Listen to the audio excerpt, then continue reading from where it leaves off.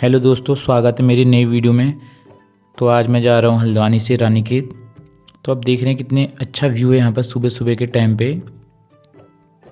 और इस वीडियो में रास्ते में जो मेन आपके डेस्टिनेशन है, जो पड़ाव पड़ते हैं वो हैं, जैसे यहाँ पर रास्ते में आपको भीमताल भी देखने को मिलेगा और भवाली है। फिर उसके बाद हम कैंची धाम और फिर लास्ट में हम पहुँचेंगे रानीखेत। तो चलो वीडियो में बनते हैं आगे, और थोड़ा बहुत जो उसकी जानकारी होगी वो मैं आपको बताऊंगा। वैसे ये रास्ते में पूरी जो रोड है बहुत ही अच्छी बनी हुई है, और पहाड़ भी आप देख रहे हैं कितने, मतलब ये थोड़े वैसे पहाड़ है, मतलब इसमें ज़्यादा मिट्टी भी नहीं है। और अभी हम ये भीमताल की जो चढ़ाई है वहाँ पर पहुँच चुके हैं, और इसी खड़ी चढ़ाई के बीच में हम पहुँचे हैं यहाँ पर एक जिसका नाम है सुसाइड पॉइंट। जब मैं कॉलेज में था तो मेरा एक दोस्त है, उसने वो हल्द्वानी का ही प्रॉपर, तो उसने मुझे बताया था कि इस जगह का नाम सुसाइड पॉइंट है। अब इसी बीच हम इस पॉइंट को पार करके हम पहुँचे हैं यहाँ पर भीमताल के जो मार्केट है आपका, जो शुरुआत में मार्केट लगता है चढ़ाई ख़त्म होने के बाद, वहाँ पहुँचे हैं।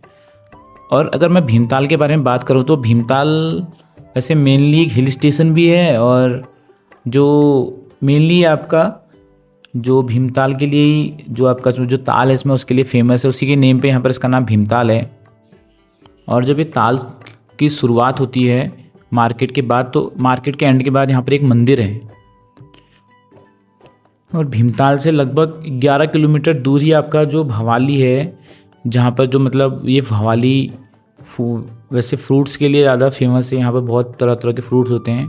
तो जैसे आप देख ही रहे हैं वीडियो में, ये जो भीमताल है लगभग ऐसा माना जाता है कि लगभग ये 1600 से 1700 मीटर मतलब लंबा है, और इसकी जो चौड़ाई है लगभग 450 मीटर इसकी चौड़ाई है।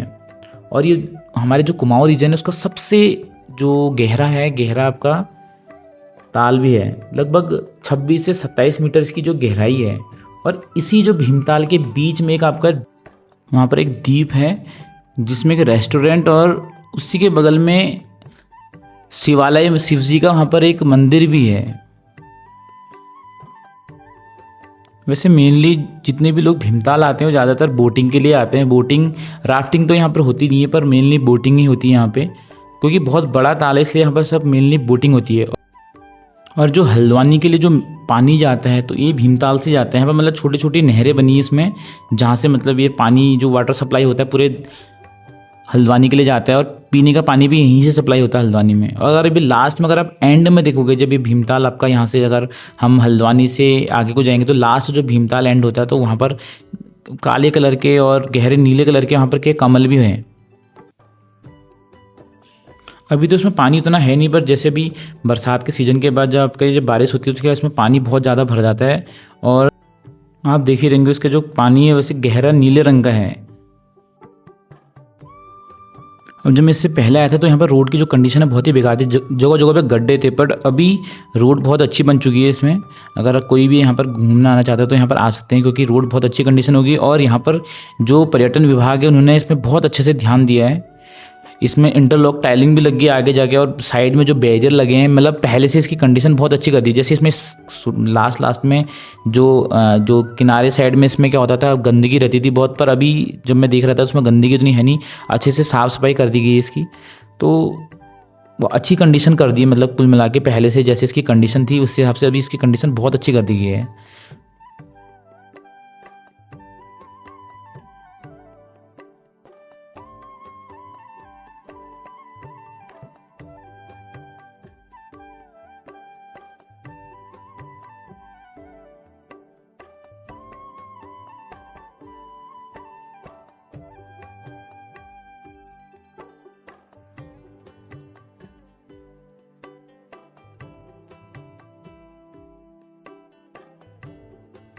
ये भीमताल का लास्ट स्टैंड है। उसके बाद हमने बाईपास रोड पकड़ी, और बाईपास रोड है इसमें देख रहे हैं आप कितनी भीड़ हो रही है। यहीं पर से बाईपास रोड से बहुत भीड़ हो रही है इसमें। और इसी बीच मेरा जो क्लच है वो टूट गया वहाँ पर उसका, फिर उसके बाद इसको सही करवाया हमने यहीं पर भीमताल से, और फिर वापस हम अपने रास्ते को निकल गए। और रास्ते में आप देख ही रहे हो, जैसे अब भीमताल से हम भवाली को निकल रहे हैं तो ये पूरी बहुत ही भीड़ ज़्यादा हो रही है। मतलब मान के चलो आप भीमताल के बाईपास से ही ट्रैफिक जाम लग जा रहा है। यहाँ पर जितने भी टूरिस्ट हैं यहाँ पर अपनी पर्सनल गाड़ी लेके आ रहे हैं, और इसकी वजह से क्या हो रहा है, पूरा जाम लग जा रहा है यहाँ पर। और फिर इसके बाद हम पहुँच रहे हैं भवाली मार्केट में, और जहीं पर भवाली मार्केट शुरू होती है वहाँ पर क्या आपका मंदिर है देवी का। फिर मार्केट में हम आगे बढ़ते रह रहे हैं सीधे, तो उसके बाद जैसे मार्केट ख़त्म करते तो वापस हमको वही भीड़, वही ट्रैफिक जाम देखने को मिल रहा है बहुत ही ज़्यादा। मतलब मेरा तो मानना है कि आजकल बहुत ज़्यादा यहाँ पर जून का महीना है, तो यहाँ पर जितने भी टूरिस्ट हैं, आजकल छुट्टियाँ भी पड़ी हैं, तो सब लोग घूमने के लिए इधर से मतलब आपके उत्तराखंड आ जा रहे हैं। और उसके जैसे एक ही कैंची धाम का ही हाल नहीं है, मतलब पूरे ऑल ओवर उत्तराखंड में ऐसी जाम लग रहा है। आप लोग देख भी रहे होंगे न्यूज़ चैनल्स में कि बहुत ज़्यादा ट्रैफिक जाम हो रहा है। तो उसी हिसाब से टूरिस्ट प्लेस में जाएं। आजकल पहाड़ में जगह जगह पे बंदर और ये लंगूरों का आतंक भी बहुत ज़्यादा हो रहा है। उसी ये रोड में देख भी रहे होंगे अभी क्या करते हैं, आपके जो टूरिस्ट लोगों से फल या सब्जी जो भी उनके पास रहता है उसको छीन लेते हैं। तो इसी सफ़र के साथ फाइनली हम पहुंच रहे हैं कैंची धाम में। तो देख रहे हो आप कैंची धाम में कितनी भीड़ हो रही है, बहुत ज़्यादा। मतलब इससे पहले मेला भी हुआ था यहाँ पर 15 जून को, उसके बाद भी यहाँ बहुत ज़्यादा मतलब रस है, बहुत ज़्यादा भीड़ है। और अगर मैं कैंची धाम के बारे में बात करूँ तो जो कैंची धाम है वो मेनली जो नीम करौली बाबा जी हैं उन्होंने यहाँ पर एक मंदिर बनवाया है, हनुमान मंदिर। और जो कैंची धाम के जो बाबा हैं नीम करौली, उनका वैसे मेनली नाम लक्ष्मी नारायण शर्मा भी है। तो हर साल मतलब यहाँ 15 जून को यहाँ मेला होता है और ये मेले में बहुत ज़्यादा भीड़ होती है कि जिसकी वजह से ट्रैफिक कंट्रोल करना मुश्किल हो जाता है। लोग क्या करते हैं आपका यहाँ पर इस बार भी क्या हुआ था, जो ट्रैफिक जाम इतना ज़्यादा था कि यहाँ पर जो हल्द्वानी से जितनी भी गाड़ियाँ चल रही थी उन सबका, जितनी बसेस थी बड़ी, उनको 2-3 दिन के लिए यहाँ पर से अलाउड ही नहीं था आगे जाने के लिए। और थोड़ा बहुत जो कैंची धाम में मेनली जो इन्फ्लुएंसर हैं उन लोगों ने भी यहाँ पर जो भीड़ बनाने में उनकी भी जो मेनली उनका जो कंट्रीब्यूशन कहूँगा मैं, योगदान कहूँगा, वो ज़्यादा है। क्योंकि वो लोग यहाँ पर आते हैं, लोग यहाँ पर वीडियो बनाते हैं और रील्स बनाते हैं। जब मैं कॉलेज करता था तो मेरे को याद है उस टाइम पे इतनी भीड़ नहीं होती थी यहाँ पे। मतलब ये जो कैंची धाम है उतना भीड़ नहीं रहती थी, 1 या 2 लोग, ज़्यादा 10-12 लोग रहते थे। बट अब क्या है, यहाँ पर बहुत ज़्यादा भीड़ है।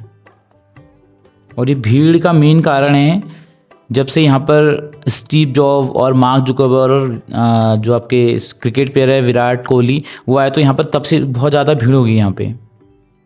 कैंची धाम से आगे बढ़ते हम खैरना होते हुए अभी हम मेनली पहुँच गए आपके रानीखेत की चढ़ाई में। और अगर रानीखेत की बात करूँ तो ये एक हिल स्टेशन है और यहाँ पर एक जो कुमाऊं रेजिमेंट है KRC, उसका हेडक्वार्टर भी है। ऐसा कहा जाता है कि 1869 में जो अंग्रेज हैं उन्होंने रानीखेत के क्या कहते हैं स्थापना की थी और फिर उसके बाद उन्होंने उसको छावनी बना दिया था। और मेनली जब देश आज़ाद होता तो 1948 में जो यहाँ पर कुमाऊं रेजिमेंट का मुख्यालय यहीं पर बनाया गया रानीखेत में। और कुछ कहानियों के अनुसार ऐसा भी कहा जाता है कि जो कत्यूरों की रानी थी जिया रानी, तो वो एक बार रानीखेत से जा रही थी, तो जिस वजह से क्या हुआ वो 2-3 दिन यहीं पर रुकी और जहाँ पर वो रुकी थी वहाँ पर बहुत सारे खेत थे। तो खेत से बाद में इसका नाम रानीखेत पड़ गया, क्योंकि जिया रानी फिर रानीखेत इसका नाम पड़ गया था। कुछ कहानियों के अनुसार ये भी बोला जाता है। और हर साल यहाँ पर जो KRC के जवान कुमाऊं रेजिमेंट के जितने भी आपके अग्निवीर, इससे पहले जितने भी आपके जो सिपाही यहाँ पर भर्ती होते थे, तो वहाँ पर उनकी यहाँ पर कसम परेड और यहाँ पर उनकी ट्रेनिंग सारी चीज़ें यहीं पर होती थी कुमाऊं रेजिमेंट में, रानीखेत में। और यहाँ पर आपको देख रहे होंगे ये नर्सिंग ग्राउंड है। यहाँ पर हर साल क्रिकेट टूर्नामेंट भी होते हैं। हर साल यहाँ पर क्रिकेट टूर्नामेंट यहाँ पर होते हैं और यहाँ पर जो अलग अलग डिस्ट्रिक्ट से लोग क्रिकेट खेलने आते हैं। रानीखेत में वैसे बहुत सारे टूरिस्ट प्लेसेस भी हैं। मतलब ये एक्चुअल में वैसी टूरिस्ट प्लेस है, पर इसके अंडर भी बहुत सारे छोटे छोटे टूरिस्ट प्लेस हैं, जिसमें कि आपका झूला देवी मंदिर भी इधर, चौबटिया है और हैड़ा खान मंदिर है इधर, ताड़ीखेत, ऐसी बहुत अलग अलग मंदिर भी हैं यहाँ पे। और एक नाग देवता ताल भी है यहाँ। अगर आप लोग किसने नाग देवता ताल देखा होगा तो यहाँ नाग देवता ताल भी है। और एक रानी झील भी छोटी सी, जो ये KRC के अंदर जो कुमाऊं रेजिमेंट के अंदर ही जो उन्होंने यहाँ पर एक रानी झील भी बनाई है, इसी के अंदर है एक। रानीखेत इतनी ब्यूटीफुल जगह है कि जब अंग्रेज़ लोग हमारे इंडिया में जब शासन करते थे, यहाँ पर रूल करते थे, तो जो शिमला उस टाइम पे उनकी जो समर कैपिटल थी, जो ग्रीष्मकालीन राजधानी थी, तो उससे पहले रानीखेत को वो ग्रीष्मकालीन राजधानी बना रहे थे। पर बाद में कुछ और रीजन की वजह से बाद में उन्होंने शिमला को बना दिया समर कैपिटल।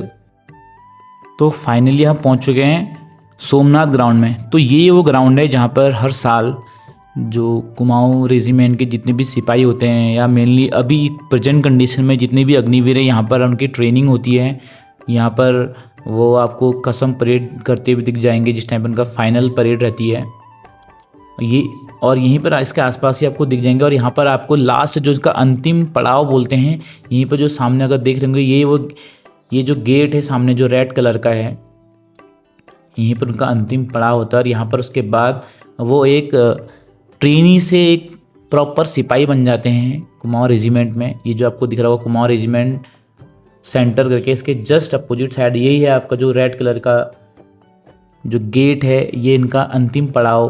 मतलब यहाँ पर जाने के बाद वो एक प्रॉपर सिपाही बन जाते हैं आपका कुमाऊं रेजिमेंट में, या उसके बाद इंडियन आर्मी बोले डायरेक्टली। तो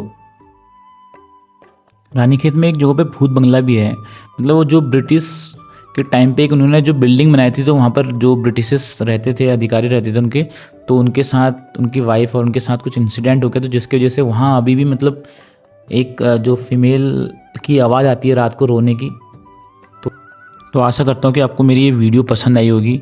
अगर पसंद आई होगी तो इस चैनल को सब्सक्राइब करें और वीडियो को लाइक करें और बने रहें ऐसे नए नए वीडियो में।